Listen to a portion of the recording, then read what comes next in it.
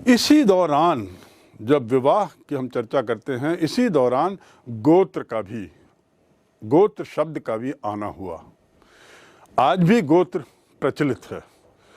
ये गोत्र जो है ये करीब 1000 ईस्वी पूर्व से ये हमारे समाज में आया। गोत्र की भावना, गोत्र क्या है? किसी एक ऋषि के नाम से, जहाँ से उसका लीनिएज, जहाँ से उसके पूर्वज चलते हैं, उसके नाम से गोत्र रखे जाते थे।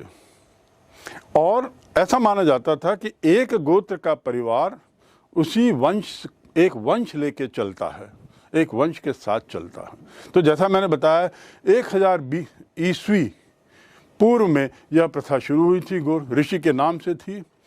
और ये था कि गोत्र के अंदर विवाह नहीं होते थे। जैसा मैंने बताया, अंतर विवाह तो प्रचलित था, पर बहिर्विवाह ज़्यादा, बाह्य विवाह ज़्यादा था, जिसमें गोत्र के बाहर विवाह होता। और आज भी हमारे यहाँ ज़्यादा परिवारों में गोत्र के बाहर होता है। तो गोत्र के बाहर विवाह होना और गोत्र की बात आना, यह भी इसी काल में सुनने में आती है और प्राय इसकी चर्चा प्रारंभ होती है। गोत्र का बाहर विवाह होना तो सामान्य था, लेकिन अंदर भी विवाह होते थे। तो इसके उदाहरण कुछ हमको मिलते हैं, खासकर सातवाहन, जो एक बहुत बड़ा वंश था, बहुत शक्तिशाली उनका साम्राज्य था, ये लोग थे। जहाँ तक गोत्र की बात है कि गोत्र जब विवाह होता था तो अधिकतर परिवारों में जब लड़की का विवाह होता था तो सुनिश्चित किया जाता था कि वह गोत्र से बाहर हो, और गोत्र बदलने पर उसके पिता का नाम हटकर उसके पति का नाम उसमें जुड़ जाता था। ये हमारे यहाँ महाभारत के अनुसार उस समय की प्रथा थी, और अधिकतर परिवारों में, अधिकतर वंशों में यही होता था।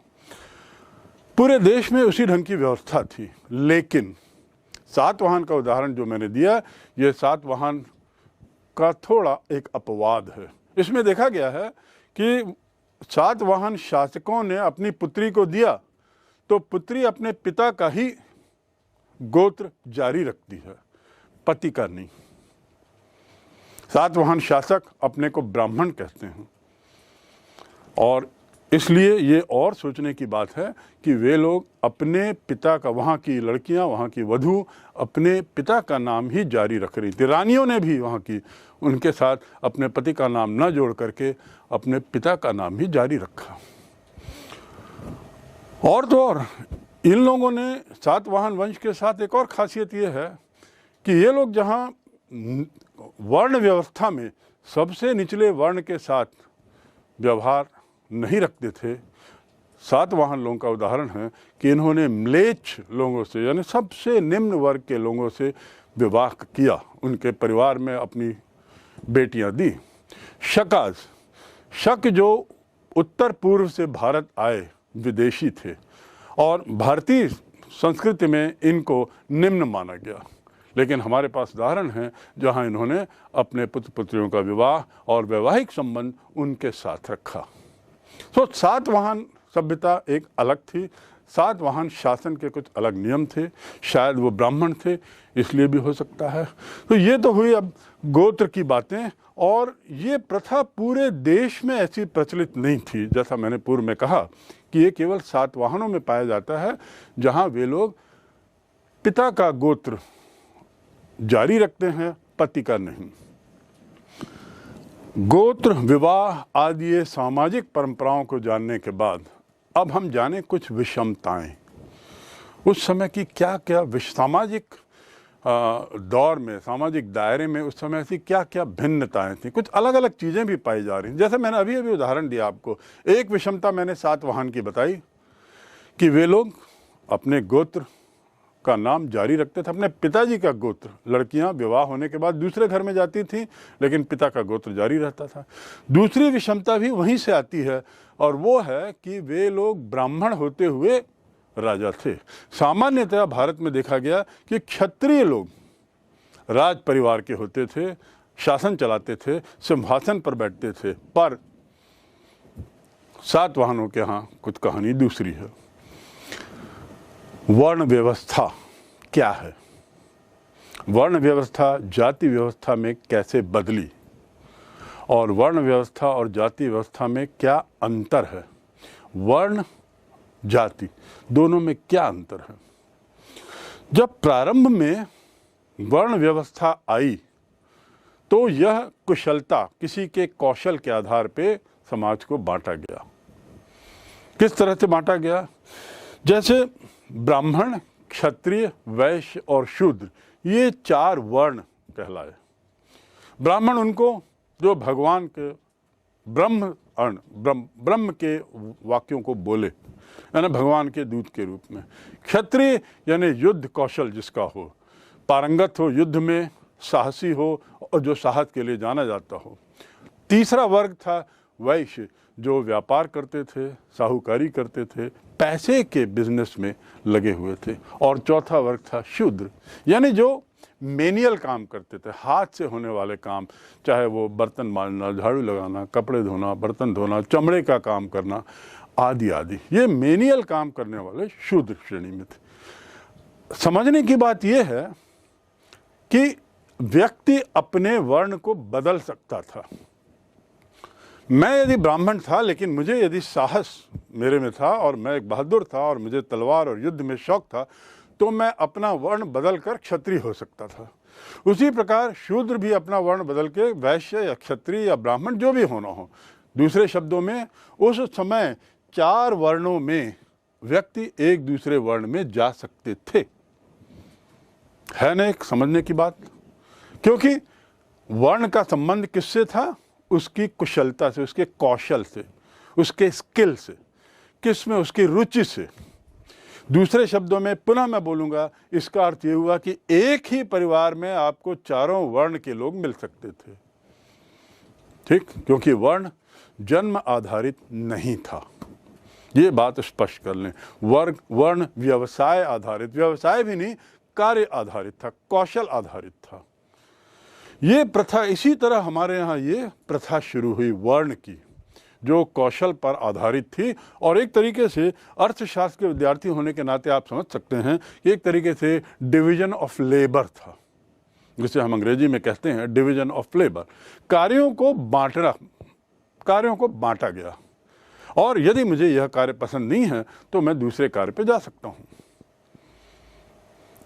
समय के साथ जैसे जैसे समय बदलता गया, स्थितियाँ बदलती गईं और समाज में कुछ परिवर्तन आने लगे।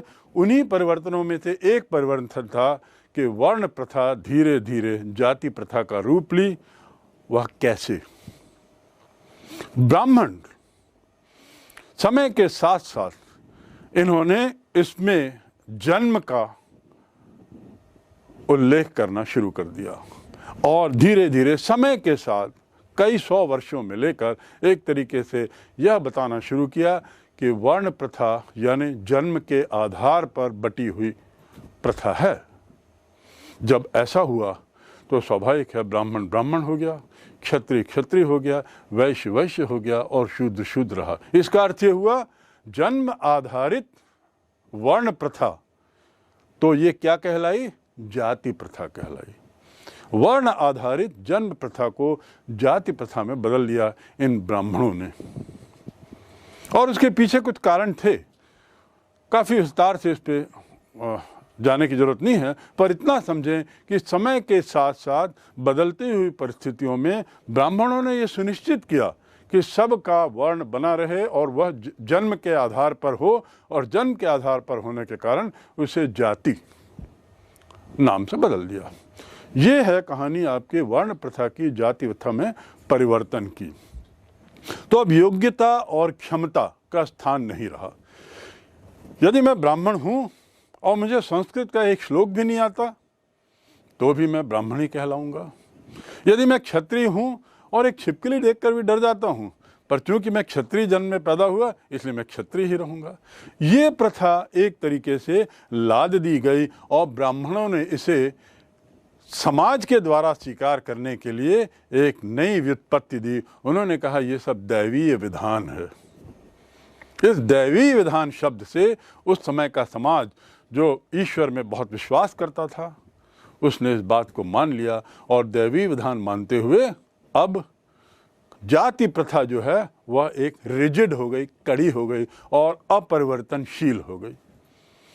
तो ये दैवीय विधान के होते हुए समाज में बहुत से परिवर्तन आए, अनेक विषमताएं जुड़ी और अनेक समस्याएं भी जुड़ी। एक किस्सा बताता हूँ। वो है हिरण्यधनु नाम का एक निषाद राज था। उसके बेटे का नाम था एकलव्य। आपने सुना होगा एकलव्य की कहानी।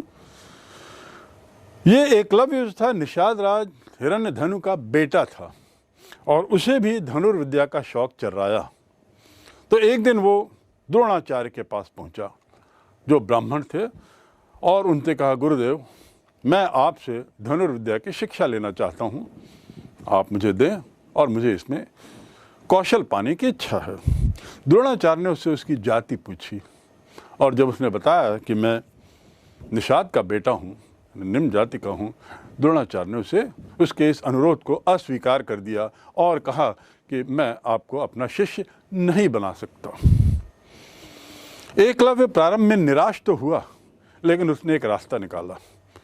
जंगल में उसने द्रोणाचार्य के गुरु के रूप में एक मूर्ति स्थापित की, एक मूर्ति बनाई और उसे अपना गुरु द्रोणाचार्य के रूप में माना और उनके सामने धनुर्विद्या का अभ्यास प्रारंभ किया और इतना पारंगत हुआ कि एक बार एक कुत्ता एकलव्य को, जो काला था, रंग में काला था, उसको देखकर बारंबार भौंकने लगा और ऐसा करते हुए उसने एकलव्य का ध्यान अपनी ओर बार बार खींचा और एकलव्य को उनके धनुर्विद्या की जो अभ्यास चल रहा था उससे उनका ध्यान बटाने की कोशिश हो रही थी।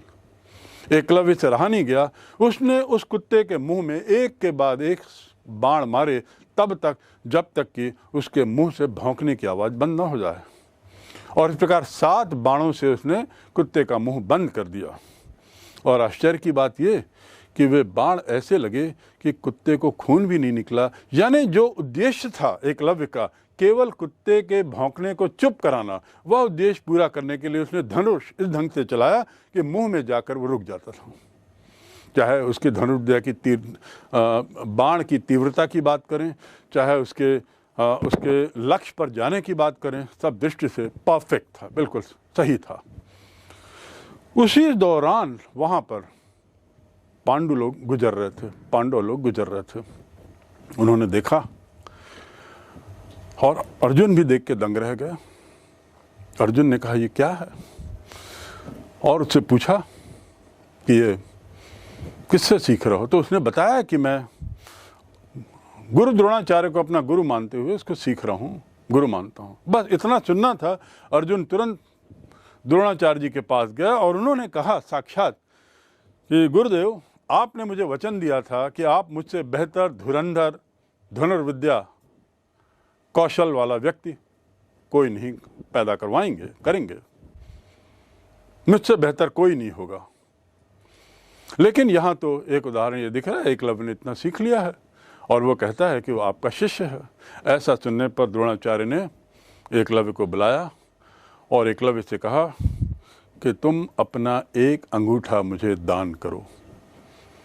यदि तुम मेरे शिष्य हो, जैसा तुम कह रहे हो कि तुमने मेरी मूर्ति के साथ मुझे गुरु मानते हुए किया है, तो मैं उसके बदले में तुमसे एक दक्षिणा मांगता हूँ, अपना एक अंगूठा दान करो। अंगूठा वो चीज़ होती है जिससे धनुष बाण पकड़ना बहुत आवश्यक है, बिना उसके चलाना असंभव होता है। एकलव्य तुरंत अपने गुरु के इस आदेश का पालन करते हुए उसने अंगूठा काटकर गुरु के चरण में समर्पित कर दिया।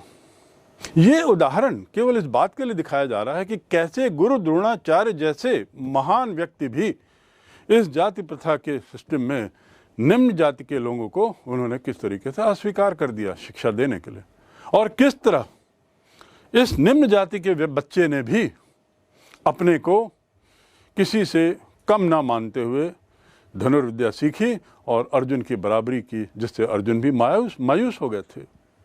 ऐसे एक उदाहरण है कर्ण का, जो सूत पुत्र था, वह भी निम्न वर्ग से आता था। जब कर्ण युद्ध के मैदान पर अर्जुन से लड़ने के लिए जाता है, उस समय द्वंद्व युद्ध होता था। द्वंद्व युद्ध यानी 2 लोगों के बीच में लड़ाई होती थी। उस समय का युद्ध में भी धर्म होता था, एक तरीके का कर्तव्य होता था। तो इस कर्तव्य पालन में जब कर्ण आगे बढ़े अर्जुन से लड़ने के लिए, तो तुरंत कृष्ण भगवान ने उससे कहा कि तुम सूत पुत्र हो, अर्जुन से तुम कैसे लड़ सकते हो? अर्जुन से लड़ने की तुम्हारी कुवत नहीं हो सकती, क्योंकि अर्जुन का जाति अलग है और तुम तो बहुत म्लेच्छ वर्ग के हो। तो ऐसी कथाएं भी हमें कई जगह मिलती हैं, जिसमें ये सिद्ध होता है कि कैसे समाज धीरे धीरे बदल रहा था। क्षत्रिय राजाओं की परंपरा तो थी, लेकिन बहुत से ऐसे राजा भी थे जो क्षत्रिय नहीं थे, निम्न वर्ग के भी थे और या शायद ब्राह्मण भी थे। एक बहुत प्रसिद्ध उदाहरण इसमें है, दुर्योधन ने कर्ण को, मैंने पूर्व में ही बताया कर्ण सूत पुत्र था, कर्ण को उसने अंग राज्य का राजा बनाया और ये दुर्योधन ने बनाया। यानी दुर्योधन भी आवश्यक नहीं था कि वह क्षत्रिय प्रथा पे विश्वास करे, और साथ ही कर्ण जैसा व्यक्ति अपने कौशल के बल पर अंग का राजा बना। इसके साथ ही शुंग वंश और कण्व वंश, जो उत्तर भारत में, उत्तर पश्चिम भारत में जिनका शासन था, ये लोग भी अपने को ब्राह्मण मानते हैं। तो एक और निम्न जाति का कर्ण, दूसरी ओर शुंग वर्ण और कण्व वंश के लोग भी ब्राह्मण होते हुए राजा बने। इन विषमताओं की बात करते हुए सातवाहन का जिक्र जरूर होता है। विषमताओं में यदि सबसे ज़्यादा विषमताएं किसी साम्राज्य, किसी वंश में थी तो सातवाहनों में। सातवाहनों को जैसा मैंने बताया मानते थे अपने को ब्राह्मण, और साथ ही इस बात पर जोर देते थे कि दूसरे वर्ण के साथ किसी तरह के वैवाहिक संबंध नहीं होंगे।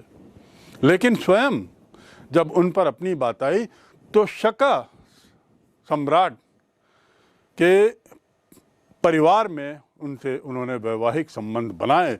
सातवाहन ब्राह्मण मानने के बाद भी उन्होंने शक लोगों के साथ संबंध बनाए और अपने को इस बात पर गर्व करते थे कि हम यदि ब्राह्मण होते हुए राजा बने हैं तो क्षत्रियों का दर्प हनन करने के लिए, इस बात पे उनका बड़ा गौरव था। साथ ही उन्होंने, जैसा मैंने बताया कि शका लोगों से रुद्रदामन, जो एक शका राजा था बहुत प्रसिद्ध, उससे उसके परिवार में अपने यहाँ विवाह किया। तो हमारे पास ऐसे विषमताओं के अनेक उदाहरण हैं। एक और सातवाहन जहाँ वर्ण व्यवस्था बनाए रखने के लिए चार वर्णों के अंतर विवाह के विरोधी थे, चार वर्णों के बीच में विवाह के, वहीं ये लोग खुद ही नई परिपाटी स्थापित कर शकाओं के साथ संबंध बना रहे थे। तो विषमताएं बहुत मिलेंगी। महाभारत में ऐसे ही सामाजिक मापदंड भी हैं, पर आवश्यक नहीं कि मापदंडों का पालन सभी लोग उसी कड़ाई से कर रहे होंगे जिस उद्देश्य से महाभारत में या उस समय की रचनाओं में लिखा गया। इस वैवाहिक संबंधों के साथ और सिंहासन की बात करते हुए ऐसे और कई उदाहरण हैं जहां राजा जो थे अक्षत्रिय थे, यानी क्षत्रिय नहीं थे। चंद्रगुप्त मौर्य शासन का संस्थापक राजा, कहने को तो भारत का पहला सम्राट, ऐसा माना जाता है कि वह स्वयं भी शायद निम्न जाति का था। कुछ हमारे पास ऐसे पुस्तकें हैं या ऐसे उस समय के अभिलेख हैं जिससे ऐसा लगता है कि शायद मौर्य उच्च वंश का था, लेकिन सच्चाई शायद कुछ और भी कहती है। मौर्य शाखा के, क्षत्रिय जाति के मौर्य शाखा से मौर्य जाति से वो आता था, और इस मौर्य जाति के कारण उसका नाम, उसका जो साम्राज्य कहलाया वह मौर्य शासन का साम्राज्य कहलाया। ब्राह्मणी ग्रंथों में उसे निम्न श्रेणी का माना गया, लेकिन जो बौद्धिक ग्रंथ हैं, जैसे दो बौद्धिक ग्रंथ बहुत प्रसिद्ध हैं, उसमें हम नाम लेंगे महावंश और दीपवंश का।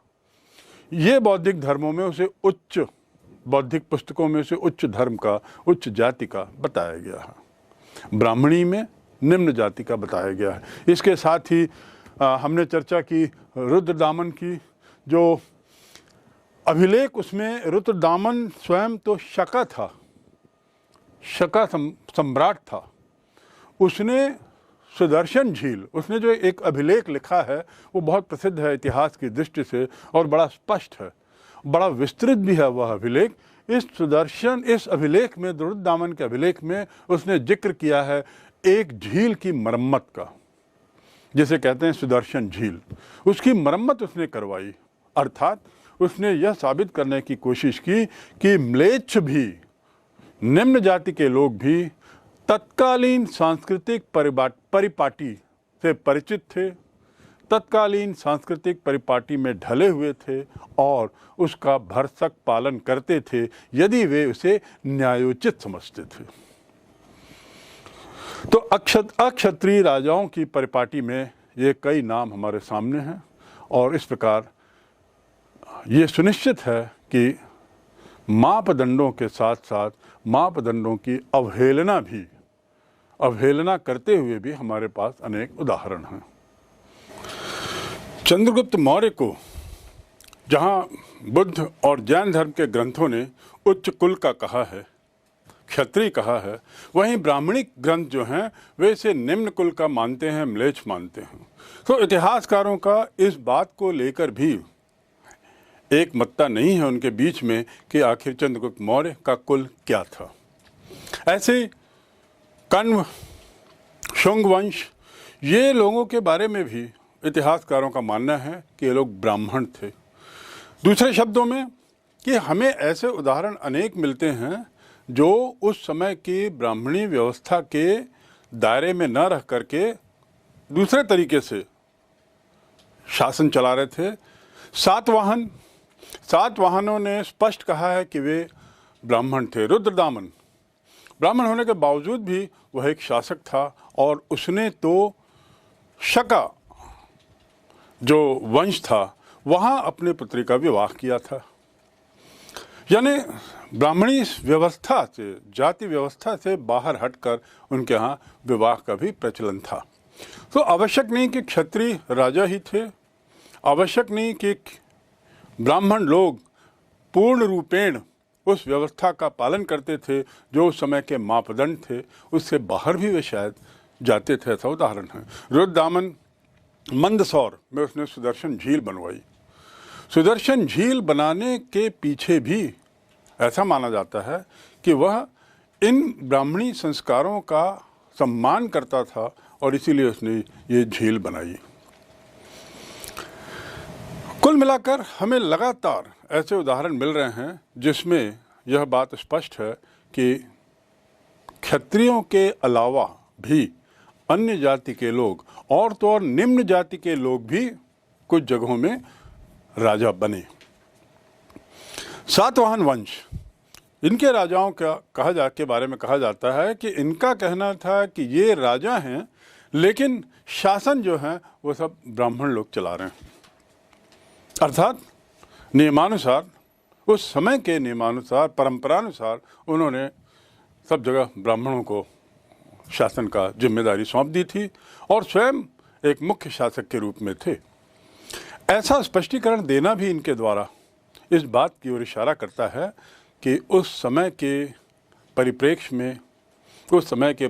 में यदि साहित्य को, उस समय के ग्रंथों को देखा जाए तो हमें ऐसे अनेक उदाहरण मिलेंगे जिसमें मापदंडों से बाहर हटकर, मापदंडों की अवहेलना करते हुए भी जाति प्रथा और वर्ण प्रथा में लोगों का जीवन यापन हो रहा था और रह रहे थे।